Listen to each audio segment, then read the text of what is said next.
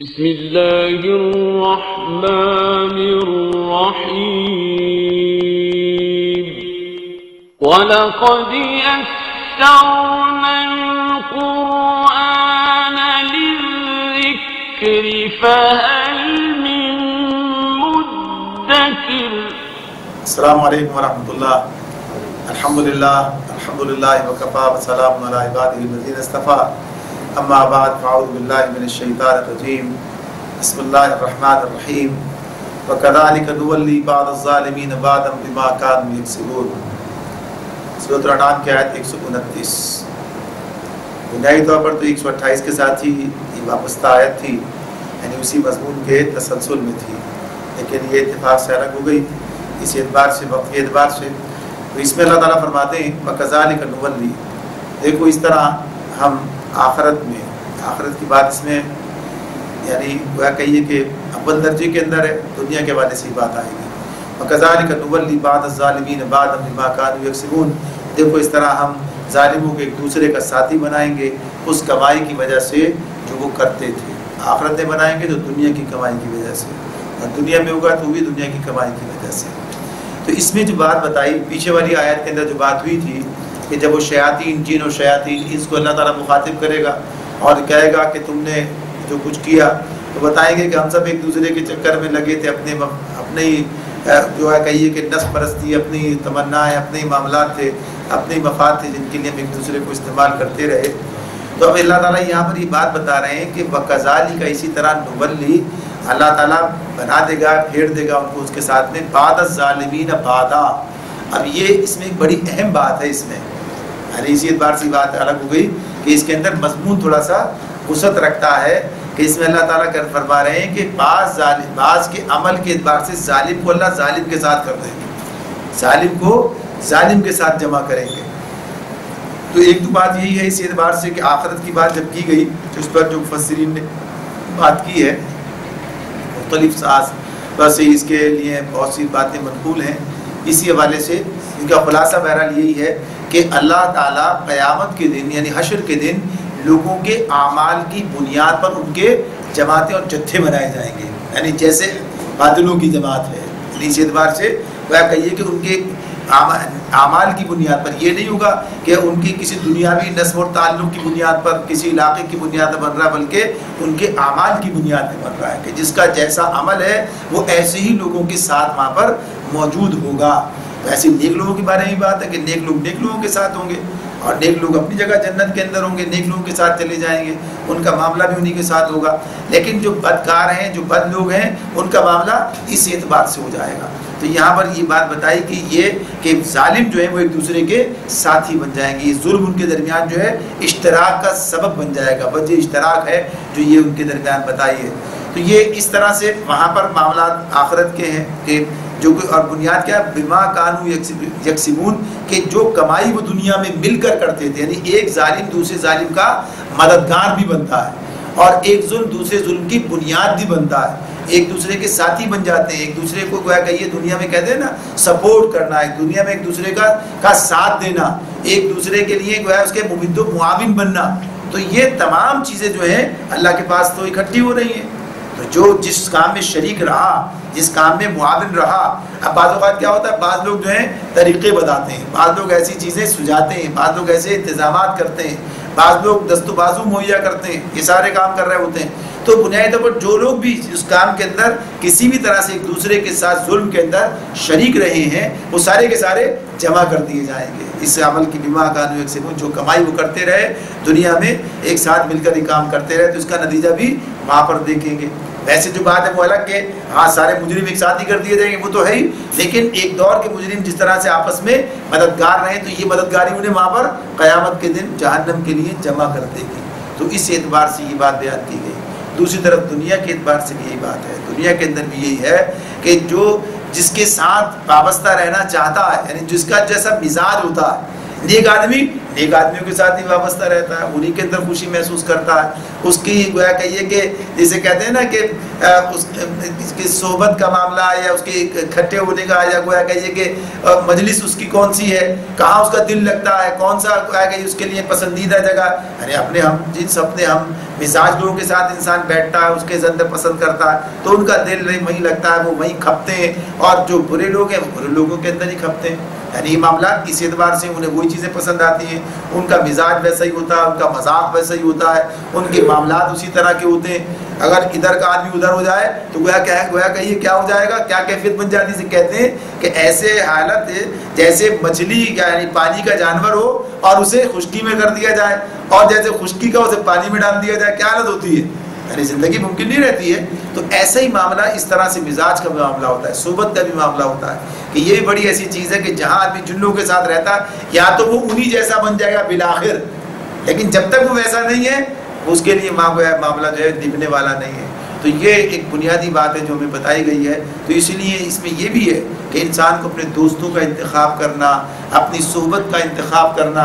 اگر برے لوگوں میں بیٹھنا شروع کر دیا تو رفتہ رفتہ آدمی برا بن جائے گا، رفتہ رفتہ. یعنی ظاہر ایک وقت آئے گا کہ ان کا وہ چیزیں اس پر اثر انداز ہو جائیں گی. جیسے کہا کہ مزاج بنتا چلا جاتا ہے، جیسا آدمی ماحول اختیار کرتا ہے اللہ ویسا ہی اس کو بنا بھی دیتا ہے. وہی چیزیں اسے پسند آنے لگتی ہیں، وہی چیز ساری اس کے محبوب ہو جاتی ہیں. تو اس اعتبار سے یہاں پر یہ بات بتا دی کہ یہ جو عمل ہے دوسرے کا ساتھ دینا ہے، اس نے آخرت میں بھی اور دنیا میں بھی انہیں ایک دوسرے کا ساتھی بنا دیا ہے. یا معاشر الجن والانس الم یأتکم رسل منکم یقصون علیکم آیاتی وینذرونکم لقاء یومکم ھذا قالوا شہدنا علی انفسنا وغرتهم الحیاۃ الدنیا وشہدوا علی انفسہم انہم کانوا کافرین. پھر کہا گیا اللہ تعالیٰ فرمائیں گے اس موقع پر کہ پھر گروہ جن و انس کو مخاطب کیا، یا معاشر الجن والانس، اے گروہ جن و انس، کیا تمہارے پاس خود تم ہی میں سے وہ پیغمبر نہیں آئے تھے جو تم کو میری آیات سناتے اور اس دن کے انجام سے ڈراتے تھے؟ وہ کہیں گے کہ ہاں ہم اپنے خلاف خود گواہی دیتے ہیں. یعنی اب دیکھیں کس طریقے سے تسلیم کر رہے ہیں، ساری باتیں مان رہے ہیں، اور اسی لیے مان رہے ہیں کہ یہ سب باتیں وہاں انکار کرنے کا معاملہ مرحلہ گزر چکا ہے. یعنی بعض قرآن میں یہ بات بھی آئی نا کہ بعض وہ انکار کریں گے، وہ جیسے سورۃ النام میں آیا کہ وہ قسم کھائے گا کہ اللہ ہم تو مشرک نہیں تھے، لیکن پھر ان کا شرک جو ہے ان کے سامنے آ جائے خود ہی. یعنی سمجھیں اس طرح بچ جائیں گے. ایسے بھی کوشش کر کے دیکھیں گے تو بھی کام نہیں بنے گا، تسلیم کر کے دیکھیں تو بھی حقیقت کا ہی اظہار ہے وہ. لہٰذا اس بنیاد پر جرم ختم نہیں ہوگا نہ کم ہوگا. تب یہ کہیں گے کہ ہاں ہم اپنے خلاف خود گواہی دیتے ہیں. یہ کیفیت ان کی اس اعتبار سے ہے. اللہ تعالیٰ فرماتے ہیں وغرتہم الحیاۃ الدنیا، یعنی وجہ کیا رہی، کیا ہوا، کس وجہ سے انہوں نے اپنے خلاف گواہی دینے کی پیش آ گئی، حالات ایسے بنے. آج دنیا کی زندگی نے ان لوگوں کو دھوکے میں ڈال رکھا ہے. یعنی وجہ کیا ہے، وجہ یہ ہے کہ وغرتہم الحیاۃ الدنیا، یہ ہے درمیان کی بات، بیچ کی اصل بات. اس میں اللہ تعالیٰ بتا رہے ہیں یہ بنیاد ہے. اچھا یہ پیچھے جو یہاں پر پچھلے والی آیت میں بات صرف یا معاشر الجن ان کو مخاطب نے کہا تھا، جواب دونوں کی طرف سے آیا تھا. یہاں اللہ نے دونوں کو مخاطب کیا، یا معاشر الجن والانس، اے جن و انس، دونوں کے لیے کہا ہے. کیا تمہارے پاس تمہارے اپنے اندر سے رسول نہیں آئے تھے؟ اب اس کے اندر یہ بات کہ یہ جو رسولوں کی بات آئی ہے کہ جہاں جنوں کو بھی مخاطب کیا، تو اس پر یہ بات شروع ہوئی کہ کیا جنوں کے اندر بھی رسول آئے ہیں، پیغمبر آئے ہیں جنوں کے اندر سے بھی؟ تو اس کے بارے میں یہ بات کہ نہ کسی قرآن کی آیت سے صریح طور پر ہمیں یہ بات ہمارے سامنے آتی ہے کہ ہاں اللہ نے ان کے لیے بھی الگ کوئی انتظام کر رکھا تھا. اور جیسے ایک آیت تو یہ ہے اس معاملے میں کہ اس کی بات یہ بس اسی کی بنیاد پر بات ہو رہی ہے. کوئی اور آیت ایسی واضح آئے جس میں پتہ چلے، یا کوئی واضح حدیث نبی صلی اللہ علیہ وسلم کی طرف سے آئے. تو اس میں ایک بات تو یہ کہی گئی کہ اس سے مراد ایک تو وہی رسول ہیں، یعنی رسول جو اللہ کی طرف سے مبعوث کیے گئے. ایک اس کے لغوی معنوں کے اندر بھی بات ہے کہ جو بھی پیغام لے کر جائے، جیسے کہ سورہ جن کے اندر بات آتی ہے اور سورہ اقاف کے اندر بھی بات آتی ہے کہ جو جنہوں نے سنا اور پھر وہ خبردار کرنے والے بن کر پلٹے، اپنے قوم کے لوگوں کے پاس جا کر انہوں نے یہ پیغام پہنچایا، یہ بات انہوں نے جا کر کہی کہ ایک ایسا قرآن ہم نے سنا ہے جو ایسا ہے اور اس طرح سے ہے اور ایمان لے آؤ اس کے اوپر. یعنی یہ پیغام لے کر گئے، یہ پیغام وہاں پر. تو ایک بات تو کہی کہ اس سے مراد یہی ہو سکتی ہے یعنی سے کہ وہ لوگ جو کہ انہی میں اس کام کو لے کر رسول کی طرف سے وہ پیغام لے کر اس کے پیغام پر بن کر وہ آگے بڑھ گئے چلے گئے، تو لوگی معنوں میں ہوئی ان کے لیے بھی لفظ استعمال ہو گیا. ایک بات تو یہ ہو گئی. پھر کچھ لوگوں نے اس پر اس طرح بھی بات کی ہے، مفسرین کے بعد لوگ اس طرف بھی گئے ہیں کہ دنیا میں انسانوں کے آنے سے پہلے، انسانوں کی پیدائش سے پہلے ہی، یار ابلیس تو جن تھا اور ابلیس موجود تھا آدم کو جب پیدا کیا ہے اور تخلیق کیا ہے، اس کے ان کے بارے میں یہ کہ یہ عرصہ دراز سے یعنی ہزاروں سال کی بات کی جاتی ہے کہ یہ پہلے سے دنیا کے اندر آباد کیے گئے تھے. تو اب ان کی ہدایت کے لیے اللہ نے اس وقت انہی لوگوں میں سے بھیجے، جن یعنی ایسے ہی لوگ بھیجے جو انہی میں سے تھے، جو ان کی ہدایت کے اس وقت انتظام کیا گیا اور جو شریعت پر چلانا یہ کرنا ہے، ساری ذمہ داری تو ہر وقت ہے انسان کے جنوں کے سب کے لیے. تو یہ ساری باتیں کیا ہے، یہ اس اعتبار سے بیان کی گئی، اندازوں کی بات ہے کہ اخذ کر کے کی گئی ہے، ورنہ بات ہے کہ ہمارے پاس کوئی اس کی صریح بات نہیں، جو اگر حدیث موجود ہو تو بات ختم ہو جائے گی. بہرحال بات یہی ہے کہ اللہ کس کے لیے کیا انتظام کرتا ہے یہ اس کا کام ہے. اللہ نے ان کے لیے بھی انتظام تو کیا ہوا، ظاہر سی بات ہے، بغیر یہ تو قرآن مجید میں بار بار آ رہا ہے کہ ہم کسی کو ایسے نہیں پکڑ لیتے، آگے بھی بات آئے گی کہ ایسے ہی نہیں کہ بغیر بتائے پکڑ لیا. تو یہ معاملہ جو ہے تو یہ ان کے لیے کیا انتظام کیا، ظاہر سی بات ہے جو بھی انتظام کیا اللہ تعالیٰ نے وہ ہے. لیکن یہ بات کہ نبی کرم صلی اللہ علیہ وسلم کی نبوت ان کے لیے بھی تھی، جا کے قرآن بیان کر رہا ہے کہ یہ لوگ آئے اور انہوں نے قرآن سنا اور سن کر پلٹے اور جا کر یہ بات کہی، ورنہ اپنے رسول کو بھی بتا دیا اس کے بارے میں کوئی بات ہوتی تو نبی علیہ وسلم کی بات اس طرح ہمارے سامنے موجود ہے کہ وہ ان کے لیے بھی رسول تھے اور رسول ہیں، یعنی اس حوالے سے کہ وہ انہی کی نبوت پر ایمان لائے ہیں. تو آگے فرمایا کہ یہ جو جب ان سے کہا گیا کہ کیا نہیں آئے تھے، تو کہیں گے کہ ہاں آئے تھے، خود گواہی دیتے ہیں اپنے خلاف کہ ہم نے مان کر نہیں دی ان کی بات. آج دنیا کی زندگی نے ان لوگوں کو دھوکے میں ڈال رکھا ہے، یعنی یہ وجہ ہے، یہ دنیا پرستی انسان کو، یعنی گویا کہیے کہ یہی جڑ ہے انسان کی گمراہی کی، جڑ ہے، بنیاد ہے کہ جو دنیا پرستی میں لگ گیا، جو دنیا کے اندر غرق ہو گیا، دنیا نے اسے اپنے اندر محو کر لیا اور وہ آخرت کو بھول گیا. آخرت کو بھول گیا تو سارے تقاضے بھی بھول گیا، پھر سب چیزیں اس پر غالب آتی چلی گئی. تو کیا کہا، وَشَهِدُوا عَلَىٰ أَنفُسِهِمْ، اس وقت وہ خود اپنے خلاف گواہی دیں گے کہ وہ کافر تھے، وَكَانُوا كَافِرِينَ. تو یہ آج کا معاملہ اس بنیاد پر ہے، یعنی یہ دنیا پرستی، کل آخرت میں یہ نتیجہ سامنے آنے والا ہے. اب اللہ تعالیٰ وہی بات جب ہم کر رہے تھے وہی بات بیان کی، ذَلِكَ أَن لَّمْ يَكُن رَّبُّكَ مُهْلِكَ الْقُرَىٰ بِظُلْمٍ وَأَهْلُهَا غَافِلُونَ. ذَلِكَ أَن لَّمْ يَكُن رَّبُّكَ مُهْلِكَ الْقُرَىٰ بِظُلْمٍ وَأَهْلُهَا غَافِلُونَ. یہ شہادت ان سے لی جائے گی، کس لیے لی جا رہی تھی، یہ کہ ثابت ہو جائے کہ تمہارا رب، ذَلِكَ أَن لَّمْ يَكُن رَّبُّكَ، کہ تمہارا رب بستیوں کو ظلم کے ساتھ تباہ کرنے والا نہ تھا جب تک کہ جبکہ ان کے باشندے حقیقت سے ناواقف. یعنی یہ بات کس لیے پوچھی، کیا تمہارے پاس نہیں آئے تھے؟ یہی بات تو سورۃ الملک میں ہمارے سامنے آتی ہے کہ جب وہ لوگ اس کے اندر ڈالے جائیں گے اور چیخ پکار مچا رہے ہوں گے، سب کچھ ہوگا، تو وہ پوچھیں گے قد جاءکم نذیر، کیا تمہارے پاس کوئی ڈرانے والا نہیں آیا تھا؟ وہ کہیں گے کہ ہاں آیا تو تھا ڈرانے والا.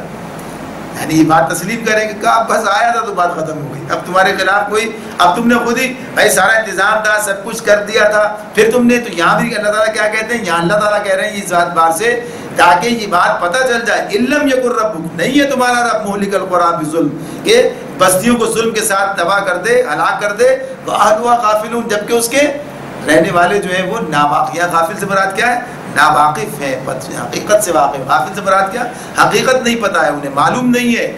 یعنی ایسا نہیں ہوگا کہ لوگ کل یہ کہیں کہ اللہ ہمیں تو پتہ ہی نہیں تھا کہ غلط راستے کون سے ہیں اور صحیح راستے کون سے ہیں، اور اب آپ جو ہے ہمیں غلط راستے پر چلنے پر سزا دیتے ہیں، ہم تو ناواقف تھے. یہ کسی کے پاس یہ تو اس لیے کیا کہتا ہے، وہ کہیں گے ہم اپنے خلاف خود گواہی دیتے ہیں. اپنے خلاف گواہی کیسے دی جائے گی، یعنی آدمی کو پتہ ہے مجھے تو معلوم ہو چکا تھا، یہ میرے سمجھ میں بات آ گئی تھی. یعنی انسان اپنے آپ سے تو جھوٹ نہیں بول سکتا، اللہ سے بھی جھوٹ نہیں بول سکے گا جب سارا کچا چھٹا وہاں پر سامنے آ رہا ہوگا. دل کے بھید یعنی معافی صدور، وہ اس سے معافی صدور، دل میں سے نکال لی جائیں گی باتیں کہ دل میں کیا، زبان سے لاکھ کہتے رہو ہماری سمجھ میں نہیں آتا، لیکن دل قائل ہو جاتے ہیں، دل قائل ہو جاتے ہیں، زبانیں جو ہے وہ بیان نہیں کرتی. یہ بات بھی اللہ نے مختلف لوگوں کی بیان کی ہے. تو اس اعتبار سے یہ صورتحال جو ہے کہ وہ سمجھے بوجھے معاملات ان کے تھے. تو اللہ تعالیٰ یہ بات بتا رہے ہیں کہ اللہ تعالیٰ غفلت کے دن ناواقفیت کے اندر پکڑتا نہیں ہے. جب پتہ چل جاتا ہے، معاملہ ہو جاتا ہے، اس کے بعد پھر انہیں یعنی اصرار ان کا جب بڑھتا چلا جاتا اپنی ساری واقفیت کے باوجود بھی زیادتیوں پر، ظلم پر، تو اللہ پکڑ لیتا ہے پھر. تو یہ بات واضح کی گئی. وَلِكُلٍّ دَرَجَاتٌ مِّمَّا عَمِلُوا وَمَا رَبُّكَ بِغَافِلٍ عَمَّا يَعْمَلُونَ۔ ہر شخص کا درجہ اس کے عمل کے لحاظ سے ہے، اور تمہارا رب لوگوں کے اعمال سے بے خبر نہیں ہے۔ ہر شخص کا درجہ یعنی عمل کے اعتبار سے ہے، چاہے جس طرف بھی ہو جائے، یعنی نیکی کے معاملے میں بھی، برائی کے معاملے میں بھی۔ منافق جو ہے اپنے جہنم کے سب سے نچلے طبقے میں ہوں گے، ظاہر سی بات اپنے عمل کی بنیاد پر ہوں گے۔ اب یہ بہرحال یہاں تو اسی اعتبار سے بات ہے کہ جو کچھ بھی جس کو مل رہا ہے وہ اس کے اپنے عمل کی بنیاد پر ہے۔ وَرَبُّكَ الْغَنِيُّ ذُو الرَّحْمَةِ، تمہارا رب بے نیاز ہے اور مہربانی اس کا شیوا ہے۔ إِن يَشَأْ يُذْهِبْكُمْ وَيَسْتَخْلِفُ مِن بَعْدِكُم مَّا يَشَاءُ كَمَا أَنشَأَكُم مِّن ذُرِّيَّةِ قَوْمٍ آخَرِينَ۔ اللہ تعالیٰ فرماتے ہیں اب اس کے اندر جو بات بیان ہوئی ہے، وَرَبُّكَ الْغَنِيُّ ذُو الرَّحْمَةِ، تمہارا رب بے نیاز ہے اور مہربانی اس کا شیوا ہے۔ اب یہ بات جو اس میں بیان کی جا رہی ہے کہ یہ رب بے نیاز ہے، غنی جسے کسی کی حاجت نہیں ہے۔ غنی کون ہوتا ہے؟ جو بے نیاز یعنی حاجت ہی نہیں ہے۔ آپ بے نیاز کون ہوتا ہے؟ جب کسی کی ضرورت نہیں ہے، یعنی کسی کا نیازمند آپ کہتے ہیں نا، اسی سے جملوں سے جملے نکلتے ہیں اور سمجھ میں بات آتی ہے۔ نیازمند کیا ہوتا ہے؟ اب یہ نیازمندی یہ سب کیا ہے؟ یعنی کب ہوتا ہے؟ جب کسی سے ضرورت اٹکی ہوئی ہوتی ہے تو اس کا نیازمند ہوتا ہے، ورنہ بے نیاز ہر چیز سے بے نیاز ہے، ہر فکر سے بے نیاز ہے، تو اپنی ذات میں آپ ہی ہے۔ تو یہ صفت کس کی؟ اللہ رب العالمین کی، وہ بے نیاز ہے، کوئی بے نیاز نہیں ہو سکتا، کوئی بے نیاز۔ ہر ایک کی غرض اٹکی ہوئی ہوتی ہے دنیا میں، ہر ایک کا معاملہ جو ہے اپنی جگہ پر ہے، کیسا بھی آدمی کیوں نہ ہو۔ دنیا اللہ نے بنائی اسی طرح ہے، نظام اسی طرح سے بنایا ہے۔ اللہ تعالیٰ نے یہ یعنی رسولوں کو بھی اللہ نے ان کو ساتھی عطا کی ہے، جماعت بنائی ہے، سب چیزیں ایک دوسرے کے ساتھ ہیں، یعنی چیزیں رکھی ہے نا، اس کے ساتھ میں مل کر کام کرتے ہیں، اور کہا ان کے ساتھ مل کے کام کرو، ان پر نظریں جماؤ، ان کو اپنے ساتھ ملاؤ، یہ سب ہے نا، ضرورت ہے، اجتماعیت ہے، یہ سب چیزیں۔ لیکن اللہ تو بے نیاز ہے، اللہ کو کسی کی ضرورت ہی نہیں ہے۔ انسان کو تو اپنی نجات کی ضرورت ہے، سب سے بڑی بات تو یہی ہے۔ سب سے بڑی بات کیا ہے کہ اللہ سے مغفرت چاہتا ہے، جنت چاہتا ہے۔ تو انسان یہ جو ہے صرف یہ صفت کس کی ہے؟ اللہ رب العالمین کی ہے کہ وہ بے نیاز ہے۔ تو یہاں پر اس سے مطلب کیا ہو رہا ہے، بیان ہو رہا ہے، یعنی کہ اللہ کی کوئی غرض تم سے اٹکی ہوئی نہیں ہے، اس کا کوئی مفاد تم سے وابستہ نہیں ہے، یعنی تمہاری کوئی فرما برداری، تمہاری کوئی نافرمانی، تمہارا اطاعت کے راستے پہ چلنا، تمہارا نافرمانی کی طرف چلے جانا، کوئی فرق نہیں پڑتا اللہ کو۔ اللہ کا کیا چاہتا ہے؟ اگر کوئی نافرمانی اختیار کرے تو اللہ کا کیا بگڑے گا؟ بھی نہیں بگڑے گا۔ اللہ نے یہ حدیث قدسی ایک آتی ہے ہمارے سائنس میں کہا گیا، سارے کے سارے انسان تمہارے اندر کے سب سے برے انسان کی طرح ہو جائیں، اللہ کی بادشاہت میں کیا کمی آئے گی؟ اللہ کا کیا فرق پڑتا ہے؟ اور سارے کے سارے اپنے اندر کے نیک ترین انسان کی طرح بن جائیں، اللہ کو کیا فرق پڑے گا؟ سب مل کر سب کچھ جو مانگنا چاہتے ہیں مانگے، اللہ سب کو سب کچھ دے دے، کیا کمی آئے گی؟ تو اللہ کا معاملہ تو بہرحال اس اعتبار سے ہر طرح سے بے نیازی کا ہے، ہر طرح سے۔ تو اس میں یہ جو بات ہو رہی ہے، اس کا مطلب یہی ہے کہ یہ بتانا، یہ بیان کرنا کہ یہ مت سمجھو کہ اللہ کی کوئی غرض ہم سے اٹکی ہوئی ہے۔ اللہ یہ ساری باتیں بیان کر رہا ہے، بتا رہا ہے، کہہ رہا ہے، سنا رہا ہے، سمجھا رہا ہے، کوئی غرض ایسا نہیں ہے، بلکہ کیا ہے؟ ذو الرحمہ، مہربانی اس کا شیوا ہے، اپنی مہربانی کی بنیاد پر ایسا کرتا ہے، اپنی مہربانی کی بنیاد پر، اپنی شفقت کی بنیاد پر ایسا کرتا ہے۔ اب بندوں پر نہایت مہربان ہے، یعنی غایت درجے کے رحم اور کرم کے ساتھ تمہارے ساتھ معاملہ کر رہا ہے، تو یہ تمہیں موقع دیتا ہے، بتاتا ہے، سمجھاتا ہے، اسی حوالے سے سمجھاتا ہے کہ تم نقصان سے بچ جاؤ، یعنی اس معاملے میں اس طرح سے جو ہے وہ اس انسان کو بتا رہا ہے۔ تو یہ اگر وہ اس کے خلاف راستہ اختیار کرے گا، غلط راستے پہ جائے گا، نقصان اپنا کرے گا، تب بھی اللہ بے نیاز ہے، تب بھی گویا کہیے کہ انسان تو جذبات کا پتلا ہے نا، انسان کے اندر کیا جذبات ہیں، یعنی وہ اچھے اور برے معاملات کے اندر جو ہے ایک رویہ، ایک رد عمل ظاہر کرتا۔ اللہ کو کیا معاملہ ہے؟ یعنی اللہ اس سے بے نیاز ہے، یہ اللہ تو رحمت کا ہونا تو اس کی صفت ہے، اور جذبات کا معاملہ جو ہے کمزوری کا ہے، جذبات تو کمزوری ہوتے ہیں۔ تو اس اعتبار سے یہ اللہ تعالیٰ کا معاملہ یہ نہیں ہے کہ بھائی یہ میرے بندے ہیں، میں انہیں کیسے حق میں ڈالوں، ایسا نہیں ہے۔ جہنم بنا رکھی ہے اور جہنم میں ڈال دے گا اور پلٹ کے نہیں دیکھے گا۔ یہ بات بتائی نا کہ اللہ تعالیٰ ان کی طرف نظر بھی نہیں کرے گا، یعنی اللہ تعالیٰ نے جو بات بتائی اس معاملے میں، یہ بات بتا دی ہے کہ اس طرح کیفیت ہوگی۔ تو یہ ساری باتیں کہ یہ تو جو رحمت کا جتنا مظہر، جتنی باتیں سب بیان کرتی ہیں، مگر جن لوگوں نے اس پر اصرار کریں گے تو ادھر ہی جائیں گے۔ تو اس اعتبار سے واضح کر دیا کہ اللہ بے نیاز ہے، لیکن ساتھ ہی ساتھ کیا ہے کہ مہربانی اس کا شیوا ہے، تو اس بنیاد پر وہ تمہارے ساتھ ہی معاملہ کرتا ہے، تمہیں سنبھلنے کا موقع دیتا ہے، تمہارے گناہوں پر فوراً پکڑ نہیں لیتا ہے، ساری باتیں۔ البتہ یہ بات اپنی جگہ ہے، ان یشاء یذہبکم ویستخلف من بعدکم ما یشاء کما انشأکم من ذریۃ قوم آخرین۔ اگر وہ چاہے تو تم لوگوں کو لے جائے اور تمہاری جگہ دوسرے جن لوگوں کو چاہے لے آئے۔ یعنی یہ معاملہ جو ہے سمجھا رہا تھا، بتا رہا ہے کوئی کیا اس کے لیے مسئلہ ہے کہ تم لوگوں کو لے جائے اور تمہاری جگہ جن دوسرے لوگوں کو چاہے لے آئے۔ اب لے جانا اور لے آنا کیا ہے؟ لے گئے، ختم، یعنی سب کچھ ختم ہو گیا، کوئی ان کا ٹھکانہ نشان بنیاد، یعنی لے جانا کیا ہے؟ ختم، بالکل کچھ باقی نہ رہا، یعنی ہر اعتبار سے سب کچھ یہ، تو یہ پھر کچھ اور لوگوں کو لے آئے اور اس کے لیے کوئی اس معاملے میں دشواری نہیں، کوئی رکاوٹ نہیں، کچھ بھی نہیں کہ کوئی بڑا مسئلہ اس کے لیے ہو۔ تو مثال دے کے فرمایا کما انشأکم من ذریۃ قوم آخرین، ایسا بھی اس کی ایک شکل یہ بھی ہے کہ جس طرح اس نے تمہیں کچھ اور لوگوں کی نسل سے اٹھایا ہے، کچھ اور لوگوں کی نسل سے اٹھایا ہے۔ اب آپ دیکھیے کہ ایسا ہوتا ہے کہ انسان اس معاملے میں، بھائی آپ آج موجود ہیں، کبھی آپ سوچ رہے ہو کہ یار آج سے میرے دادا میرے پردادا یہ ان لوگوں کا زمانہ کوئی سوچیں، کبھی خیال آ رہا ہو کہ زندگی کا معاملہ کیا تھا اس وقت، کیا کچھ تھا پتہ نہیں، کچھ بھی نہیں، یعنی ان کے ذہنوں میں ہمارا کوئی تصور نہیں ہوگا، ہمارے ذہنوں میں ان کا کوئی تصور نہیں ہے، یعنی زندگی بالکل، لیکن دنیا میں تو آئے تھے نا، دنیا کے اندر آئے تھے، تو ایسا ہوتا ہے کہ پتہ ہی نہیں، ختم ہو جاتا ہے معاملہ بالکل، یعنی آدمی ان کی کوئی بات ہی باقی نہیں ہوتی، کوئی چیز ہی ان کی باقی نہیں ہوتی۔ پہلے والے لوگ آئے چلے گئے، ایسی آج کے لوگ ہیں کل چلے جائیں گے، ختم ہو جائے گا معاملہ، بالکل نئے لوگ آئیں گے، بالکل نئے طرح سے جو ہے ساری دنیا بنائی جائے گی، نئے طرح سے دنیا بنائی جانے سے مراد کیا ہے؟ یعنی یہی نئے لوگوں پر دنیا جو ہے بنائی جائے گی، نئے لوگ ہوں گے جو کہ اس دنیا کو برت رہے ہوں گے۔ تو یہ ساری کی ساری چیزیں اللہ تعالیٰ بالکل تبدیل کر سکتا ہے ہر چیز میں۔ تو آج جن لوگوں کو جو کچھ ملا ہوا ہے تو یہ موقع ہے ان کے لیے، اس موقع کو وہ غنیمت جانیں اور استعمال کریں، یہ اس کے اندر بار بار توجہ کی بات ہوتی ہے۔ انما توعدون لآت وما انتم بمعجزین، اللہ فرما رہا ہے کہ تم سے جس چیز کا وعدہ کیا جا رہا ہے، انما توعدون لآت وما انتم بمعجزین، تم سے جس چیز کا وعدہ کیا جا رہا ہے وہ یقیناً آنے والی ہے، وہ یقیناً آنے والی ہے، اور تم اللہ کو عاجز کر دینے کی طاقت نہیں رکھتے۔ وہ دن سے مراد یہ چیز، جس چیز کا وعدہ کیا جا رہا ہے وہ کیا چیز ہے؟ یعنی قیامت کی بات، قیامت جو ہے وہ اپنے وقت پر آ جائے گی، یعنی اس کے آنے میں بس جو اللہ کا وقت طے شدہ ہے اس پر آئی، کوئی تاخیر نہیں ہے۔ تو یہ بات بتا دی کہ اس کے کوئی رکاوٹ ڈال دے، کوئی اس کو آنے نہ دے، کوئی اس معاملے میں کوئی کہیے کہ آگے پیچھے اسے کر دے، ممکن نہیں۔ وما انتم بمعجزین، تم اللہ کو عاجز نہیں کر سکتے، طاقت نہیں رکھتے۔ تو اس میں دونوں ہی باتیں کہ یا تو قیامت نہ آئے یا تم قیامت میں حاضر نہ ہو یا تم آگے پیچھے کچھ کر دو، اس دن سارے معاملات جو ہوں گے انسان سامنے کھڑا ہوگا، سارے فیصلے ہوں گے۔ قل، آپ ان سے کہہ دیجئے، یا قوم اعملوا علی مکانتکم انی عامل فسوف تعلمون من تکون له عاقبۃ الدار انہ لا یفلح الظالمون، انہ لا یفلح الظالمون۔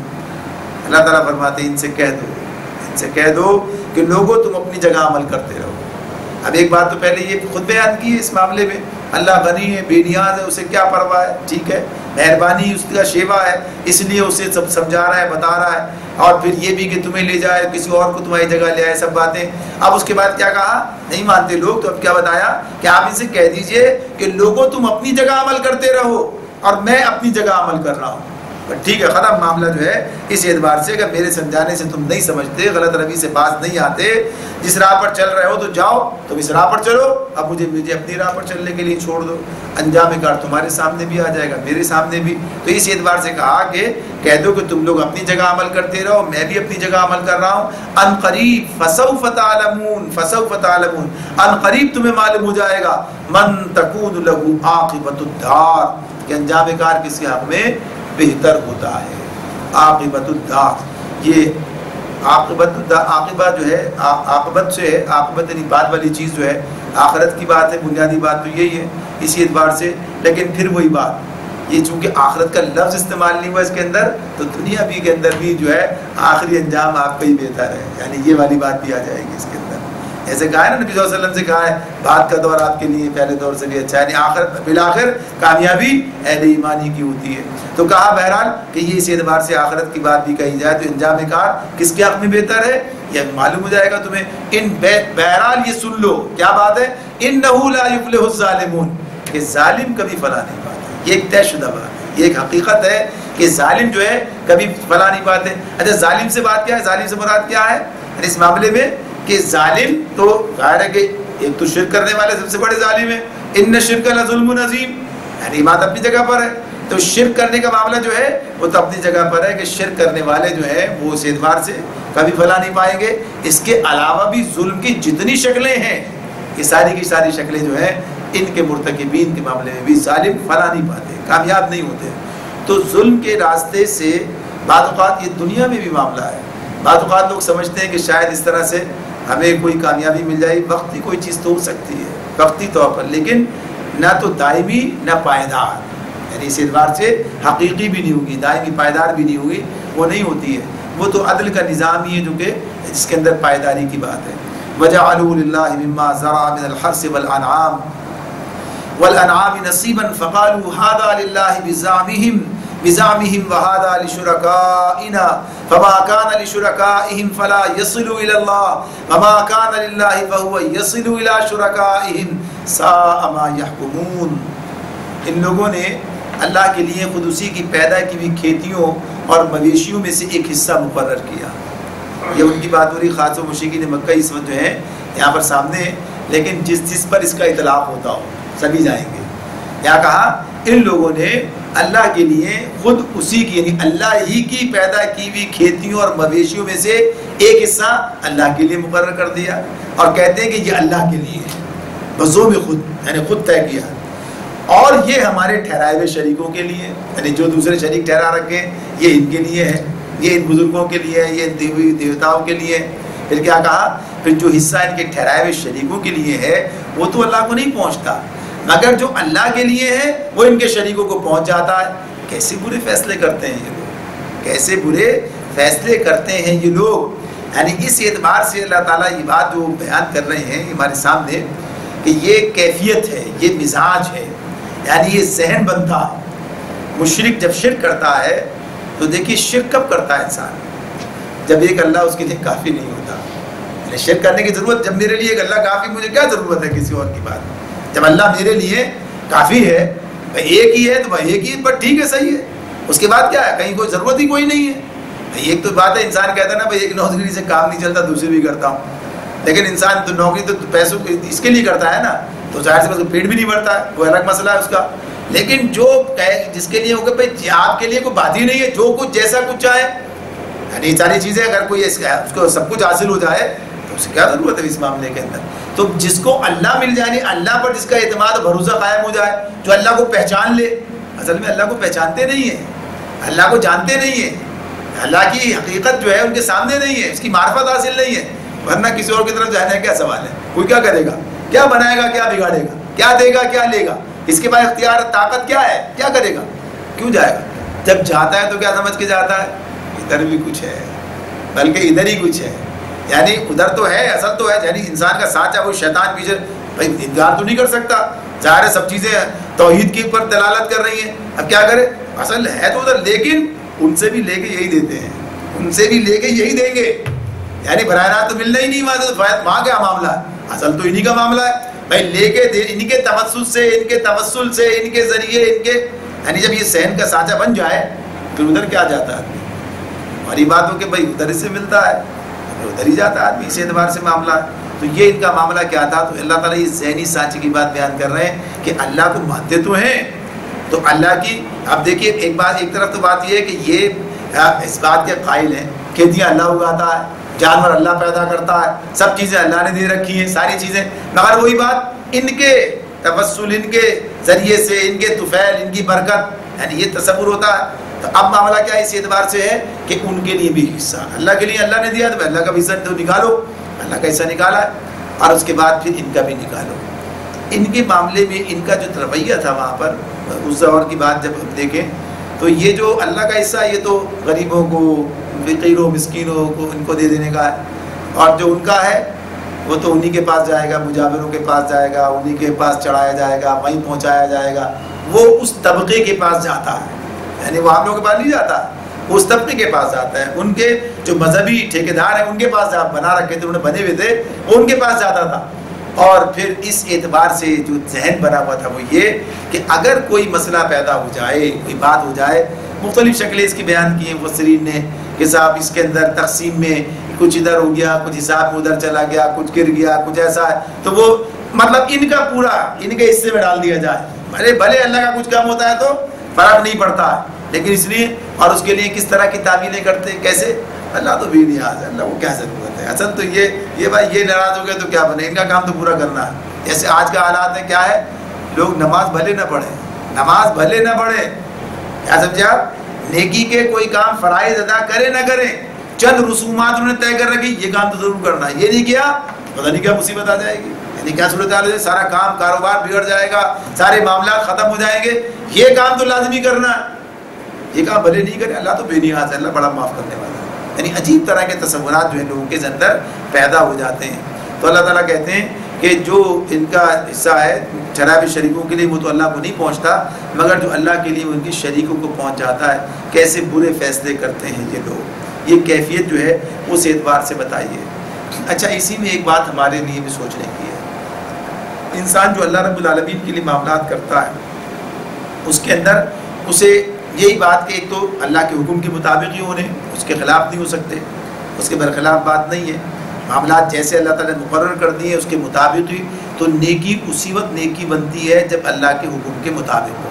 اب یہ اللہ کے لیے بھی حصہ تو نکال رہے ہیں نا, اپنے طور پر جو کچھ سمجھ میں آ رہا ہے وہ کام کر رہے ہیں, ساتھ ساتھ ہی کام بھی کر رہے ہیں, تو وہ نیکی بھی برباد ہو رہی ہے, یعنی وہ نیکی بھی ساتھ ساتھ ضائع ہو رہی ہے, اس لیے اللہ کے حکم کے مطابق بھی نہیں ہے, اور ساتھ شرک جو ہے اسے برباد کر رہا ہے.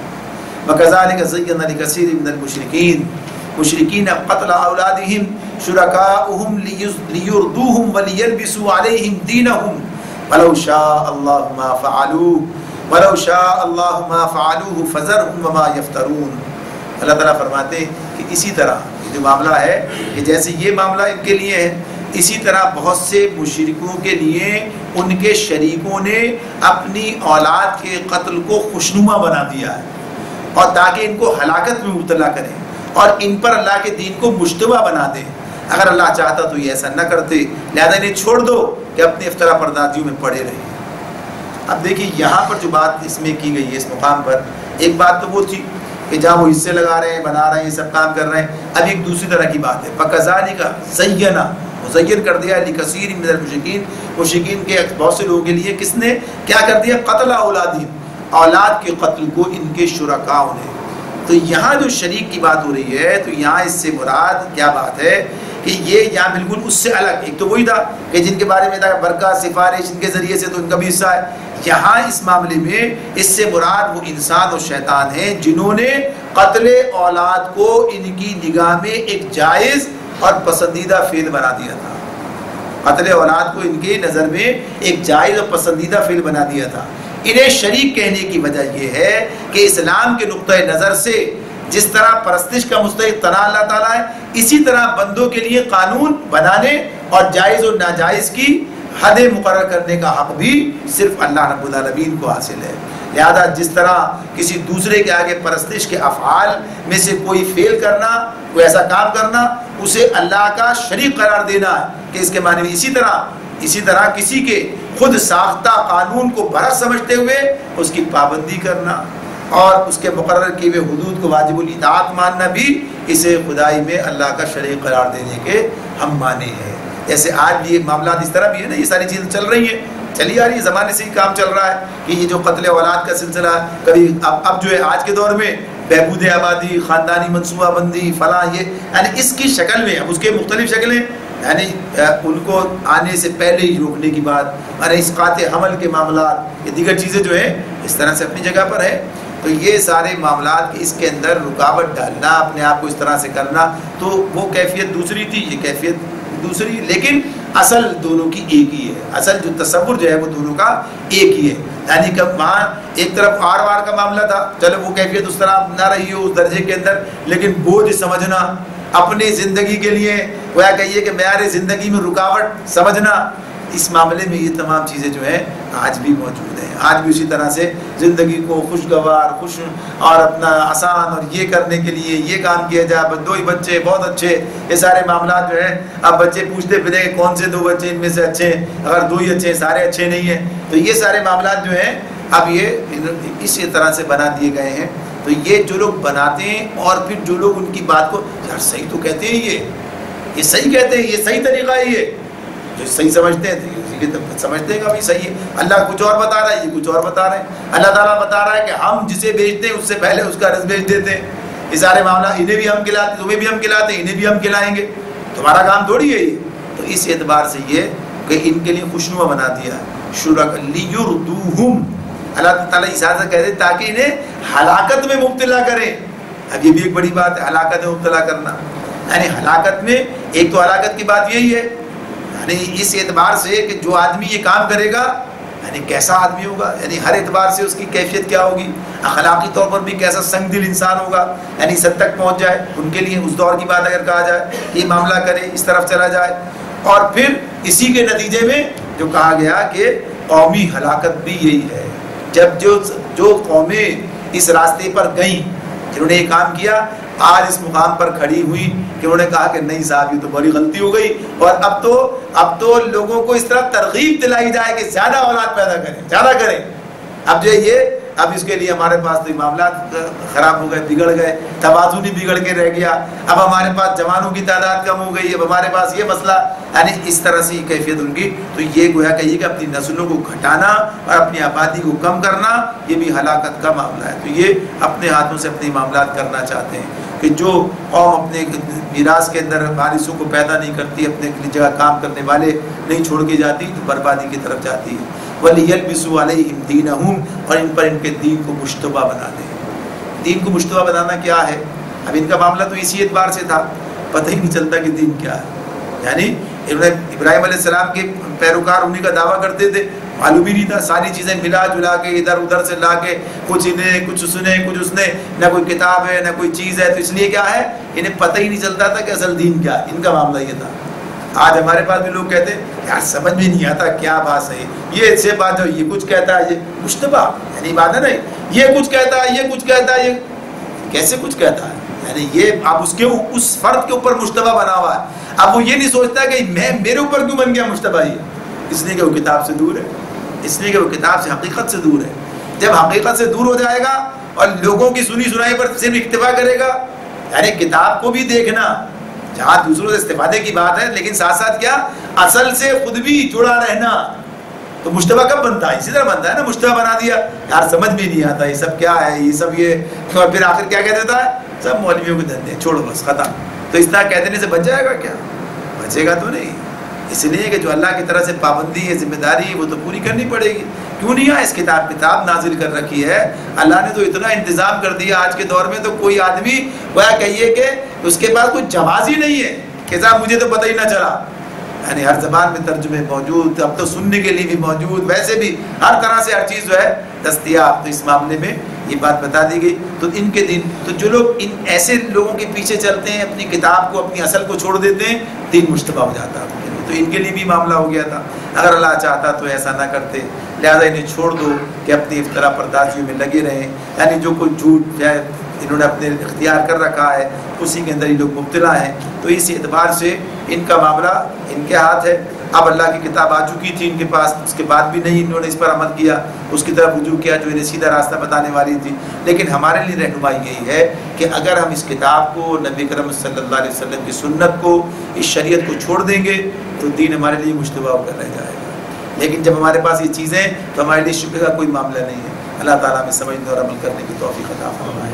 باخر دعوانا ان الحمد للہ رب العالمین.